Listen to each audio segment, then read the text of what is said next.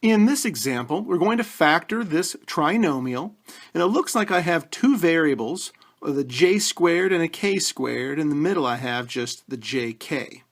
So I'm going to go ahead and use the AC method on this. So I'm going to take the coefficients of my first and last terms, so 10 times 1 makes positive 10. So factors of positive 10 will be 1 and 10 and 2 and 5. And since they multiplied to make a positive, I know that the signs of these factors will be the same. And since they added to make a negative 7, I know that both have to be negative. So which two factors will add up to negative 7? Well, it looks like negative 2 and negative 5. So I'm going to go ahead and bring down this first term, 10j squared, with the last term, k squared. And I'm going to divide that linear term, this middle guy, into two terms based on these factors.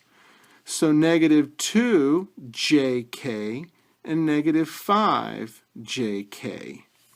Okay? So now let's go ahead and do our factor by grouping. So what's the greatest common factor out of the first pair? Well, it looks like 2j. And when I factor that out, it looks like I have a 5j minus k left over. And out of the second pair, it looks like I'm going to pull this negative because it leads to the negative. And then k looks like the greatest common factor. And what I'll have left over is 5j minus k. And again, this was positive, but we factored a negative out, so the sign changes. So my leftovers here are the same. So I have one factor, which I can pull that out, 5j minus k. And then the other one is the greatest common factor of the two pairs, so 2j minus k. And here is the fully factored form for this initial trinomial.